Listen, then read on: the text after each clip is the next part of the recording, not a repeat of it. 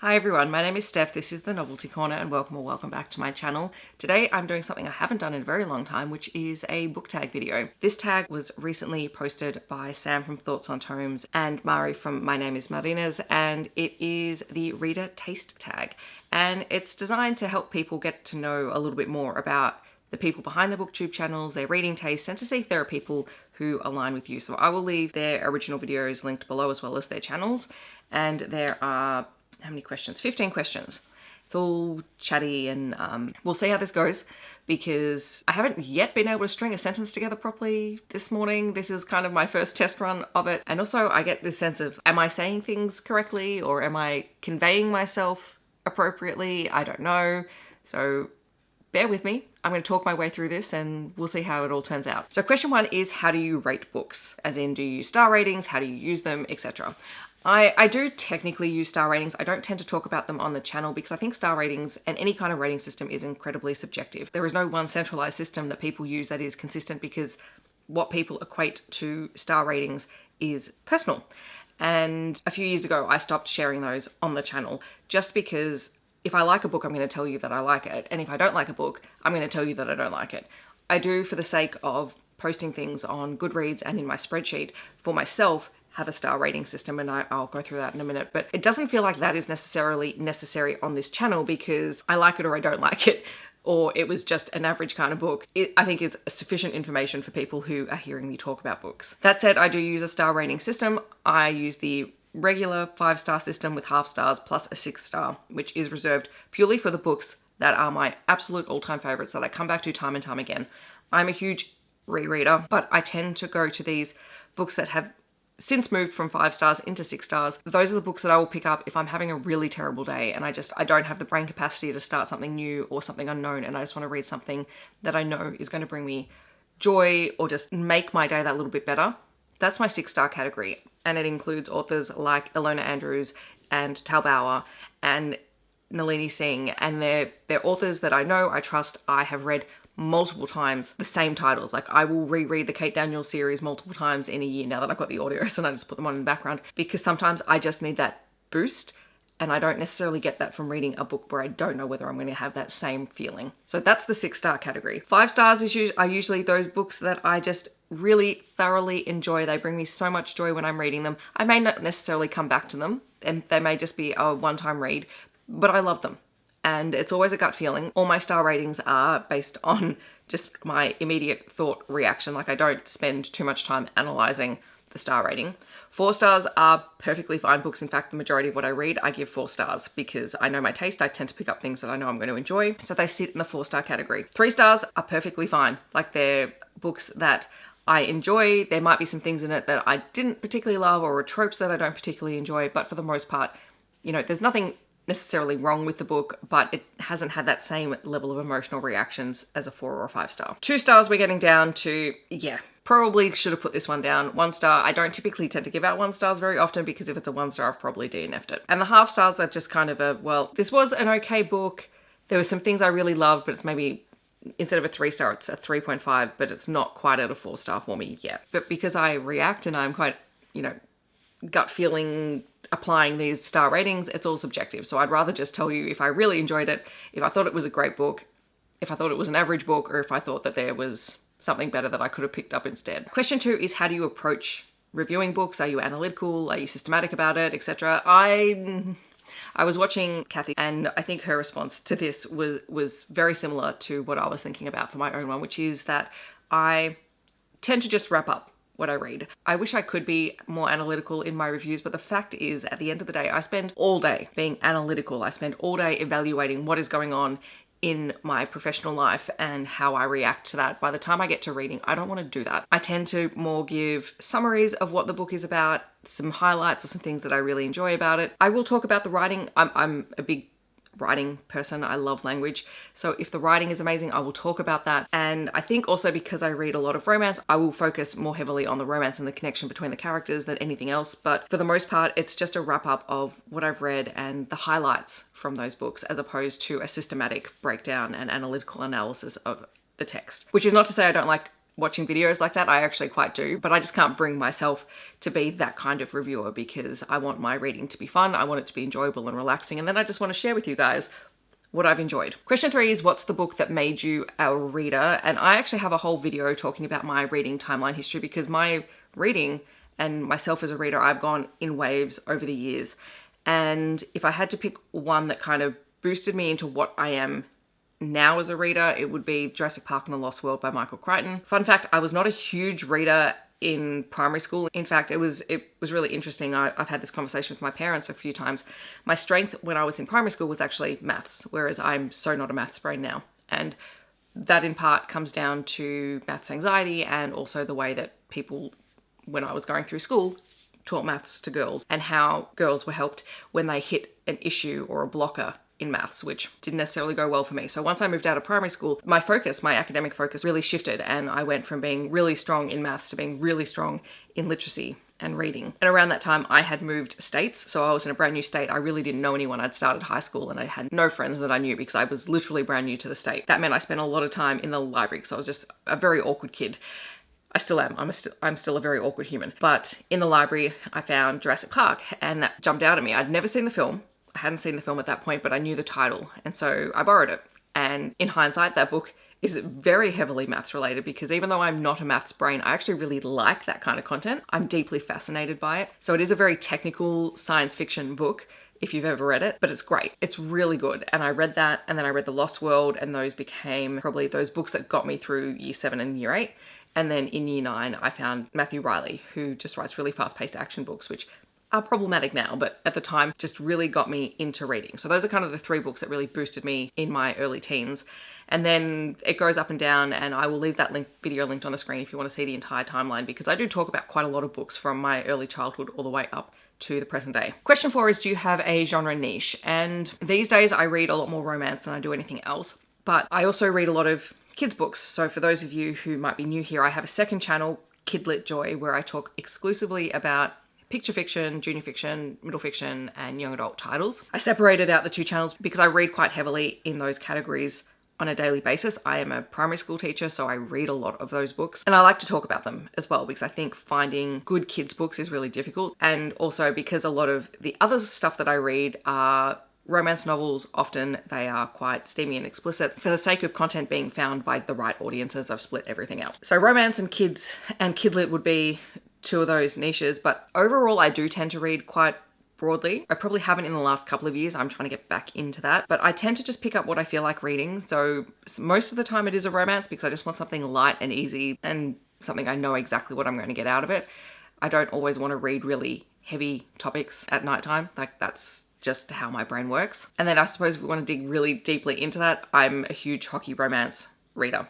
And that's just because I adore the sport and I find it fascinating. And I am probably the most critical about hockey romances than I am about any other romance genre, because I have gotten so deep into the sport as a fan and as someone who attends games. I can be a little bit more critical in that category, but overall, I'd say, yeah, romance and kidlit are probably what I'm most known for, but it's not all that I read. Feel free to correct me in the comments if you think I am incorrect in that statement, because I could be. Question 5 is, do you prefer or generally prefer character-driven or plot-driven stories? I think it depends on what it is. I will always connect with characters. If characters do not work for me, it will pull me out of the story. But if the plot is good enough, I can sometimes get over that, and vice versa. That's a bit of a non-answer. I think it depends on the book. I think it depends on the writing. Good writing has pulled me through some books that I just did not like the characters or did not like the plot of as well. But because I read a lot of romance, I would say I'm probably more of a character-driven reader now, because that is a very heavy component of those books. But it does vary, and it does depend on the book, the author, and the writing style.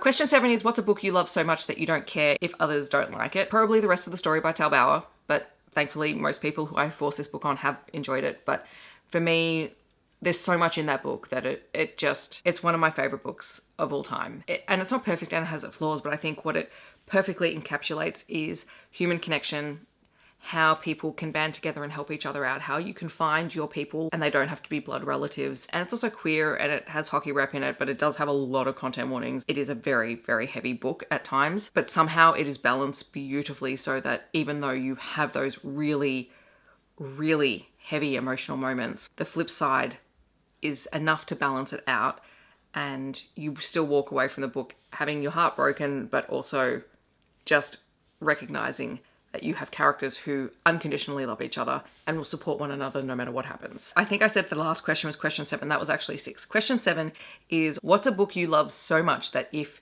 someone else doesn't like it, you know that your tastes don't align? And that is the Kate Daniels series by Lorna Andrews. If you do not love that series by the time you get a couple of books in, then our reading tastes are not going to align, because that series is everything. Like, as I said earlier, I read that series multiple times a year. I will just pick up a random book in that series. I can pick it up anywhere in the series and just read it. Depends which characters I want to read on it any given day. It is a incredibly fantastic urban fantasy story with a paranormal romance element woven into it. It has a consistent romance and romantic partnership from book 1 all the way through to book 10. The characters are really well fleshed out. The world is incredibly detailed, and it isn't just one culture that is considered in terms of its magic and its world building. This world is expansive, multiple cultures are included, and you can tell that there has been research done to make sure that it is as accurate as it can be in a urban fantasy setting. The relationship issues are real issues that people face. The stakes are really high in every book, while still having a really cozy feel to it, because there is a wide, expansive side character cast, and they are all part of the family that Kate and later Curran create around them, and it is just amazing. Question 8 is, what is in your trash pocket? So the tropes and the things that you like in books that, may not necessarily be the best thing ever, but, you just like them. I don't know. I think I'm going to put second chance romances in here because I don't think second chances always work in reality, but I am a sucker for it because I like to see people work through their differences. Also, the alpha character type. I don't like it in contemporary romances, but if it's in a urban fantasy or a paranormal romance, I'm all there for it, because that's a hallmark of the trope. It's certainly not something I want to see in reality, but I also think that you get to work through it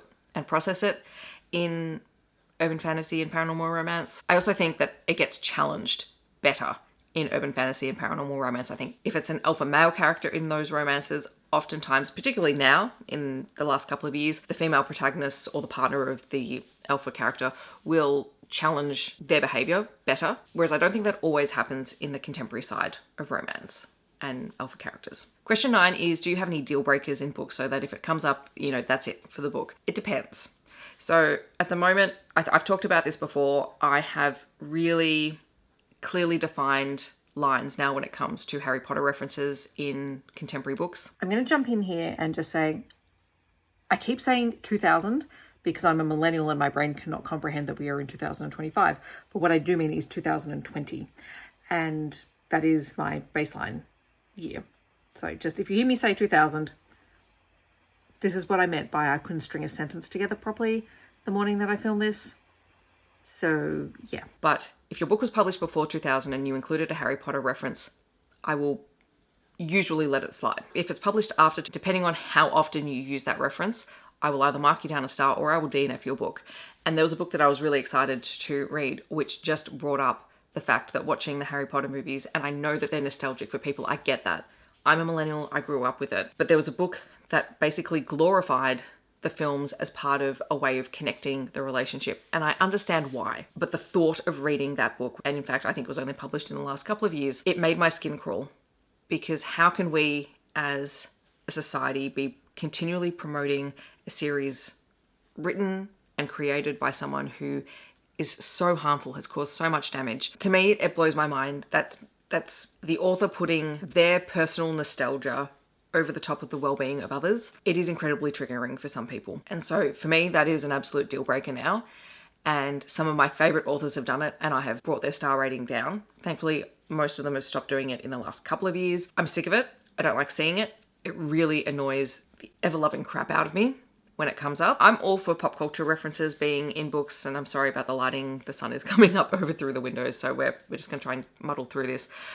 Like, I'm all for cultural references and things like that, but I think we've got to be really careful, one, about how things date, but also over time, and we've seen this with authors and with actors and with all sorts of things. You don't always know what's going to happen in the future, and that can have an impact on people down the line. And we're writing fictional worlds. I think we can write about fictional cultural references as well. Question 10 is, what's a strong opinion you have about a book released within the last year? Well, 2 this year, and I've talked about them quite a lot. All the Water in the World by Aaron Caffel. I just thought the audio of that did absolutely no justice to the book, to the point where I marked it right down, and then I couldn't even be bothered picking up the physical book to see if it would improve the story experience. It jumped around too much in time, which made it really difficult in the audiobook to track when and where we were in the timeline. The other one is Watermoon. Ironically, I read these both in the same video. I love the cover of this book, which is, I'm very much an aesthetic person.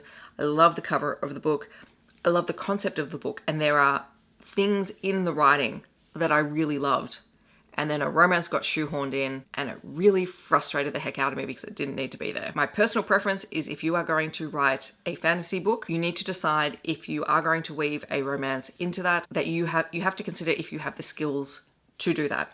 Because romance is not something you can shoehorn into something, because the romance readers will sniff it out and will have issues with it. Just like in any other genre, people get cranky when it's not written properly. Trying to shove a romance in somewhere to try and bring in readers is dicey. So those 2 books have been my most disappointing books that have been released in the last couple of months. Question 11 is, what do you look for in writing? I love stories where I'm just going to connect with the characters. They don't have to be the most serious characters. They can be absolute idiots, like in the Puck Boys series. Like I think they're absolutely ridiculous. I don't take them seriously. I'm not supposed to take them seriously. But I have such a great time reading it, because sometimes you just want to read about idiots falling in love. And then on the flip side, I love beautiful writing. I really do. I love books where authors are able to craft language into gorgeous sentences, and where quotes just jump out at you and just make you feel something. I'm such a word nerd. I love great writing. But if that great writing is surrounded by absolute boring plot, I will probably still not read it. I'm very contrary when it comes to reading. So I like the fun ridiculousness of some romances. I do like serious writing as well, but I want your writing to be good. I want it to compel me. I want it to grip me. And if you cannot write a good first sentence that hooks your reader in, you've got to work on that as an author. Aside from covers, which do sell books, the first line or the first paragraph in a book has to be enough to hook a reader. I've DNF'd books on the first sentence, first page, first chapter, because you haven't been able to grip me. Question 12 is, how do you decide what to read next? It kind of depends. I have a bunch of challenges for myself for this year. I might go to one of the series books that I need to read. I have a TBR for each month, which I have to try and read 80% of. So I will always try and knock that out in the first half of the month usually, and then I can mood read my way through the month. But sometimes I come home from work and I just need to pick something random, and that's what I'll do. I've got no issue with mood reading. Question 13 is, where do you get your inspiration for your BookTube content? And I think it depends. I have a few regular series that I just like to do, and that's just to help me keep track of what I'm reading. I haven't been doing my weekly wrap-ups this year. I wanted to see how I could navigate my content without them. I don't know, I'm still kind of on the fence. I've been doing a lot of reading projects, although I found myself getting stuck in that they all end up happening in the 1 week, even though the fact that I've read them over the course of a month or 2 months, they all end up seeming to be published on YouTube in the 1 week, which also doesn't work. But I have to admit, like, I don't tend to follow trends. I'm not trying to grow my channel. I'm not trying to make money from my channel. I just want to put out content that reflects who I am as a reader. And so it tends to be driven by what it is that I'm actually reading and some of the challenges that I have, like my 52 book club challenge and wrapping that up and talking about that in that way. Sometimes I see things on other people's channels and go, oh, that sounds like a really great idea. I want to grab that and I want to try that. But for the most part, I just kind of want to do what it is that I'm doing, and it needs to be easy, it needs to be quick and manageable for me because I have a full-time job. Question 14 is, if you could make any book go viral right now, what would it be? Anything by Tal Bauer. The rest of the story, absolutely, but anything by him. I think he's just a very consistent author who writes queer stories with really compelling storylines that just grip you and keep you moving, and he writes across so many romantic subgenres as well, so Tal Bauer. And then question 15 is, who are some booktubers with reading taste similar to yours? And this is kind of difficult. As I said earlier, I tend to think that everyone's reading taste is very different. And because I tend to jump around a lot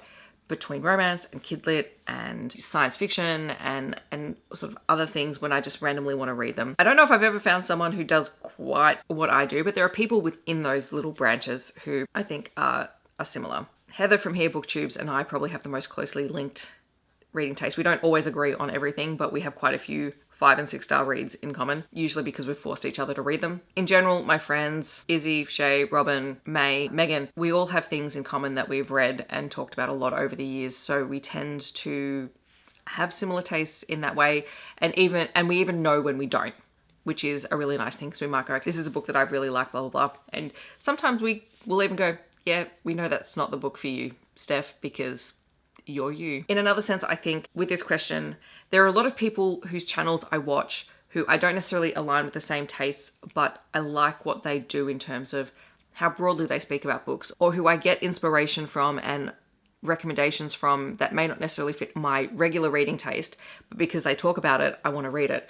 People like Kathy or Wynn, Kayla as well, even though, you know, our reading taste is fairly different, I still pick up a lot of recommendations from Kayla. Ren from the Reading Ren, I think just makes me think about authors outside of my usual sphere. Ashley as well talks a lot about kidlit, and usually in a much more nuanced way than I do, so I always appreciate her videos. And there are just so many other channels, you know, that I think are doing incredible work, and I don't think we have to have the same reading tastes to enjoy their content. So I've totally flipped that question around. My apologies. But yes, that is the tag. Hopefully you found some interesting responses. Feel free to discuss them with me down below. And if you think I have answered something incorrectly, there's a good chance that I have, so feel free to correct me based on what you know of my channel.